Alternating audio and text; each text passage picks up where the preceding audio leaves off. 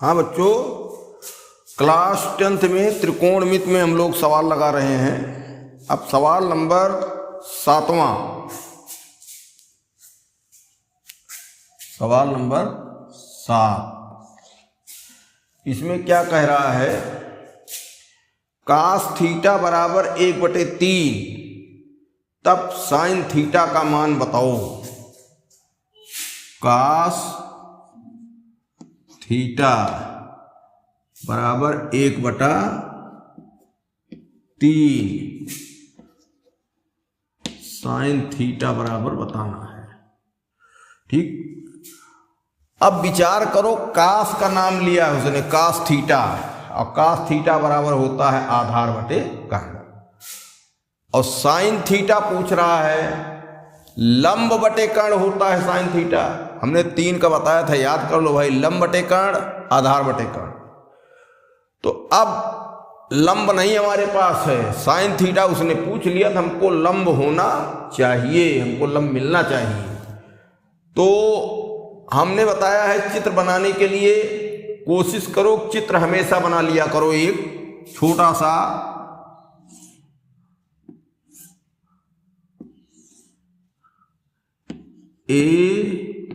ABC। यहां मान लो थीटा ले लेते हैं, ये तो 90 अंश ही है, उसको लेंगे नहीं, या यहां भी थीटा ले सकते हैं, यहां हमने ले लिया, तो ये हो गई लंब,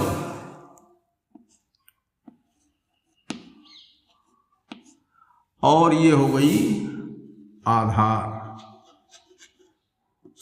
और ये कर्ण है। इन्होंने दिया कास थीटा बराबर 1/3, कास थीटा बराबर होता है आधार बटे कर्ण, तो ये क्या हो गया? कर्ण बराबर 3 हो गया, यहां 3, और आधार क्या हो गया? 1। और यही लंब पूछता है, लंब अगर पा जाएंगे तो हम साइन थीटा निकाल लेंगे। तो इसमें हमने बताया जब 2 भुजाएं मालूम होती हैं तो तीसरी भुजा पाइथागोरस के नियम से निकाली जाती है। तो इसलिए पाइथागोरस के नियम से कर्ण बराबर लंब का वर्ग धन आधार का वर्ग। ठीक, अब कर्ण का क्या नाम है? यक्स रख दिया गया, यक्स स्क्वायर। नहीं, कर्ण तो मालूम है हमारे पास भाई, कर्ण मालूम है। कर्ण कितना है? 3 का वर्ग, लंब हो यक्स स्क्वायर हो गया, प्लस आधार 1 का वर्ग। तो यहां 3 त्रिका 9 बराबर यक्स स्क्वायर धन 1 का वर्ग 1 होता है, 1 का वर्ग भी 1 का वर्गमूल भी 1, सब कुछ 1 का 1 है।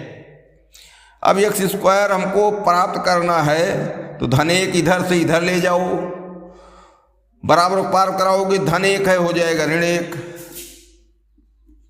9 - 1 बराबर यक्स स्क्वायर बराबर 8, यक्स स्क्वायर बराबर 8, तो यक्स का मान हमको बताना है। अब 8 का वर्गमूल नहीं निकलता है, तो हमने क्या बताया था? 2 गुणनखंड करो, 1 का निकल आवे, 1 का बच जाए, तो 4 दूनी 8, ये हो गया 4 × 2। अब 4 वर्गमूल 2 हो गया, और ये √2 करणी में आ गया, तो यक्स का मान क्या निकला? 2√2। ठीक, तो इस तरीके से कर्ण हमारा मिल गया। इसलिए साइन थीटा बराबर लंब बटे कर्ण, और लंब का मान आया 2√2 बटे 3, ये हुआ। अब क्वेश्चन नंबर 8, क्वेश्चन नंबर 8 में चलेंगे हम। 8 में क्या कहता है? यदि कासक थीटा बराबर 2 सही 3/5, कासक थीटा 2 सही 3/5। क्या बताना है? cos थीटा और tan थीटा के मान। tan थीटा और cos थीटा ये बताना है। बड़ी सीधी सी बात है। कासक थीटा दिया है तो छओ त्रिकोणमितीय अनुपात साइन कास टैन काट जो हैं इसमें किसी का भी मान देता है तो वो 2 भुजाएं होती हैं उसमें। और तीसरी भुजा हम क्या करते हैं बताओ, बोलो जी, तीसरी भुजा कैसे निकलेगी? हाँ, ये बताएगी पाइथागोरस के नियम से निकलेगी। अब तीसरी भुजा निकालना क्यों जरूरी है? कासक थीटा है, कासक साइन का उल्टा है, तो ये हो जाएगा क्या? कर्ण बटे लंब, आधार गायब है। टैन में भी आधार लगेगा, कास में भी आधार लगेगा, इसलिए तीसरी भुजा निकालना हमको जरूरी है। तो छोटा एक चित्र ले लो, चित्र सब में छोटा बनाओ, काफी छोटा बना दो, कोई हर्ज नहीं। ये समकोण है। अब देखो क्या है, 5 दूनाई 10 3 13/5। ठीक, 13 हो गया कर्ण और 5 क्या हो गया? थीटा यहां लेंगे तो ये 5 हो गया लंब। अरे भाई कर्ण बटे लंब ही तो है, लंब बटे कर्ण साइन थीटा होता है और साइन को उल्टा कासक होता है। तो कर्ण बटे लंब, तो 5 दूनाई 10 3 13 कर्ण हो गया और लंब हो गया। ये आधार गायब है, इसको हम तलाशें। अब इस पर क्यों हमने 5 लिख लिया? जानते हो, जो कोण लिया जाता है दोनों कोणों में से, तो जिस कोण को लोगे उसके सामने भुजा लंब हो जाएगी, दूसरी आधार। कर्ण नहीं बदलेगा, कर्ण चाहे कास लो साइन लो, किसी में भी कर्ण का स्थान नहीं बदलेगा। तो यहां आधार गायब हुआ कासक थीटा के आधार पर, क्योंकि लंब कर्ण बटे लंब दिया है टैन थीटा। तो अब पाइथागोरस के नियम से बताए हैं, अभी देखो तीसरी भुजा निकाल ली जाए तो कर्ण वर्ग बराबर लंब का वर्ग धन आधार का वर्ग। ठीक, कर्ण का वर्ग है 13 गुणे 13 बराबर लंब क्या है? 5 का वर्ग है, 5 गुणे 5 धन आधार क्या है? x²। अब देखो 5 का वर्ग है तो ये 5 25 हो जाएगा। तो ये 13 तरह हम 169 बराबर 25 प्लस x² चाहते हो तो 25 को फिर इधर करो, तो यहाँ 25 के बगल कुछ नहीं है, धन माना जाएगा, इसी का चिन्ह लिया जाएगा। ये वाला चिन्ह तो इसका है जोड़ने के लिए, तो 25 इधर आया माइनस हो गया, 169 माइनस 25 बराबर x², और घटाएंगे तो ये आएगा 144 और 12 बरही में 144 होता है। तो 12 गुणे 12 तो हो गया वर्गमूल 12, और ये क्या हो गया? आधार। ये हो गया आधार। अब लिख देना है, इसलिए tan थीटा बराबर लंब बटे आधार। लंब क्या है? 5 और आधार निकला 12। फिर कास थीटा बताना है, तो आधार बटे कर्ण, आधार कितना निकला है? 12। कर्ण क्या था? ये तो पहले से ही मालूम था, 13। ये हो गया 13। ठीक, अब सवाल नंबर क्या देखा जाए? अगला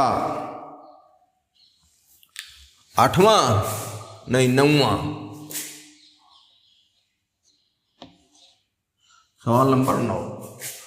सवाल नंबर 9 में क्या कहता है कि sec थीटा बराबर 2, sec थीटा बराबर 2, तो काट थीटा का मान बताओ। सेक थीटा बराबर 2, तो काट थीटा का मान बताओ। काट थीटा का मान बताना है। ठीक, अब सेक थीटा है, समकोण त्रिभुज बनाओ एक छोटा सा,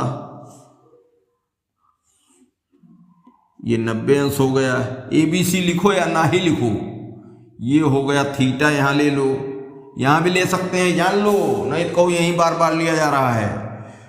तो सेक किसका उल्टा है? कास का। कास में होता है आधार बटे कर्ण, यह है कर्ण बटे आधार, तो कर्ण इसका हो गया 2।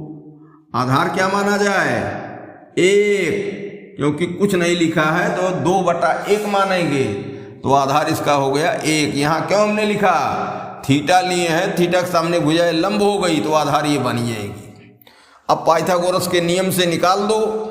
ठीक, तो ये हो गया x, तो कर्ण 2 का वर्ग बराबर, हम 60 में लिख रहे हैं, बराबर x² धन 1 का स्क्वायर, 2 दूनाई 4 बराबर x² धन 1। अब धन 1 इधर लाओगे ऋण 1 हो जाएगा, 4 माइनस 1 बराबर x² बराबर 3, तो x बराबर वर्गमूल लेंगे, 3 का वर्गमूल नहीं निकलेगा, कहानी में फंसा के रख दो, वर्गमूल के चिन्ह में 3 हो गया। अब क्या हो गया? ये 3 हो गया लंब। अब हमको बताना है क्या? काट थीटा, तो काट टैन को उल्टा है, टैन में लंब बटे आधार, इसमें आधार बटे लंब, इसलिए काट थीटा बराबर आधार बटे लंब होता है। बीच बीच में हम सूत्र लिख दे रहे हैं तो मान रख दिया जाए। आधार कितना है? 1, और लंब कितना है? √3। ये काट थीटा बराबर आ गया 1/√3। अब जो है अगला सवाल कौन है? 10वां। 10वें में क्या कहता है भाई? 10वें में कहता है tan थीटा बराबर 1/√3। tan थीटा बराबर 1/√3। तो करना क्या है? तब 2 tan theta minus tan² theta का मान ज्ञात करिए। तब 2 tan थीटा बटे 1 माइनस tan² थीटा का मान। देखो सवाल का टाइप कुछ बदला। अब इसमें क्या दिया है? tan का मान दे दिया है, अब यहां लिख दिया 2 tan थीटा,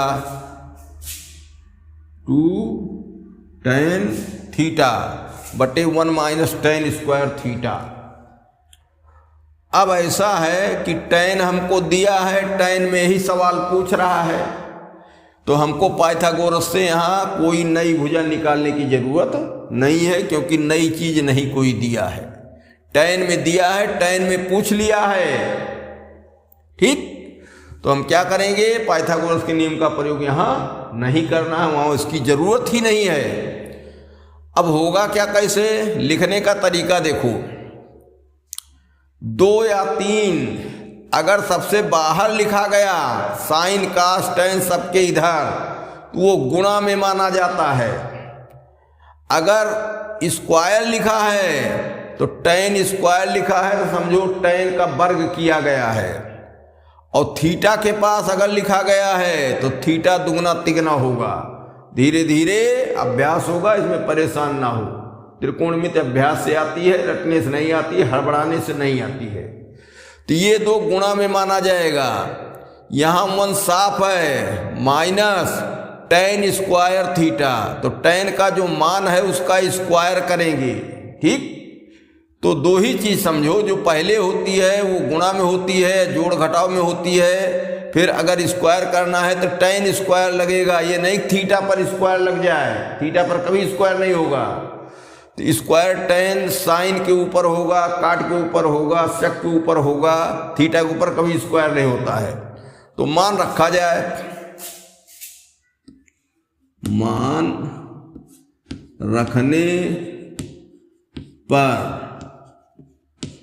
रखने पर 2 tan थीटा का मान 1/√3।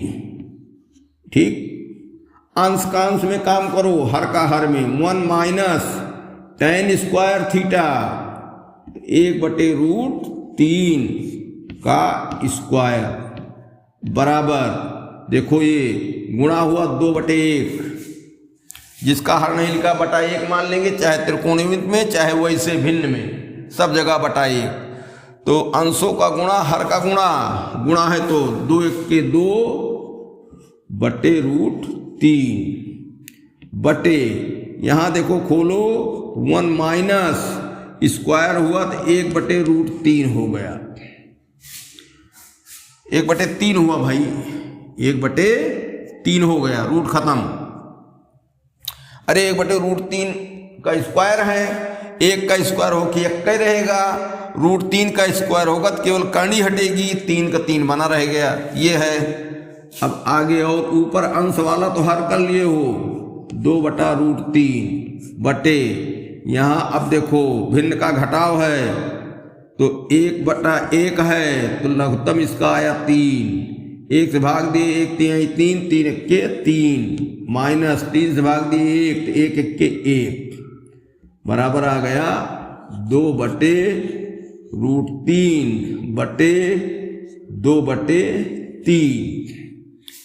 अब क्या,